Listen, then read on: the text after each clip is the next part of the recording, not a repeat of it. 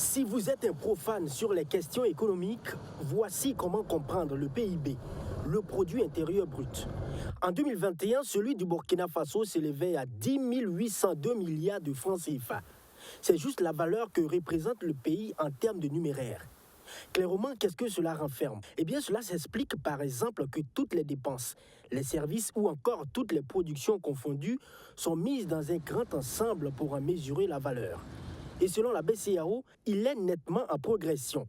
Si on connaît alors le PIB du pays, quel est donc le produit intérieur brut par tête ou par habitant? Il est de 486 700 francs CFA. Le PIB par habitant, ou si vous voulez le PIB par tête d'habitant, c'est la moyenne de cette valeur-là divisée par toute la population du Burkina. Donc on estime la valeur financière, le montant financier d'un pays. Et pour déterminer le PIB par habitant, on divise cette somme-là par le nombre de populations au niveau du Burkina. Mathématiquement, ça donne 10 000 milliards divisé par 22 millions comme population actuelle du Burkina Faso. Résultat, 486 000 francs CFA.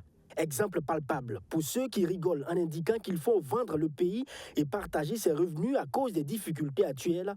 Sachez que si cela est fait, chaque habitant recevra juste la somme de 486 700 francs CFA. Cet outil permet de mesurer le niveau d'activité économique de chaque pays. À la matière, la Côte d'Ivoire est en tête dans l'espace UEMOA, suivi du Sénégal, le Burkina Faso en 6e position et le Niger ferme la marche. Par exemple, on le compare aussi aux autres pays parce que dans le document que nous avons produit, on a essayé de comparer ce PIB au niveau du Burkina par rapport à la Côte d'Ivoire.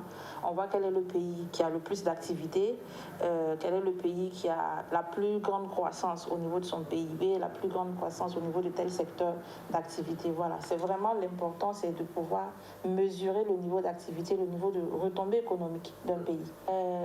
Dans le classement, on est quand même, disons, au milieu du classement, puisque par rapport à ce PIB par habitant, si on classe la croissance par ça, le Burkina vient avant le Niger. La marge monétaire entre la Côte d'Ivoire, le Sénégal et le Burkina Faso s'explique par le fait que ces pays ont des débouchés sur la mer, ce qui fait payer plus de taxes pour les marchands. À côté, il y a le secteur industriel qui est en bonne croissance. Ce n'est pas le cas pour le Burkina Faso. Si vous voulez, la tendance est autre parce qu'au Burkina, c'est plus la production d'or qui soutient notre économie. Donc, c'est vrai qu'il n'y a pas... je crois que le gouvernement est au courant parce qu'il y a beaucoup de projets pour rebooster le secteur de l'industrie, le secteur de transformation.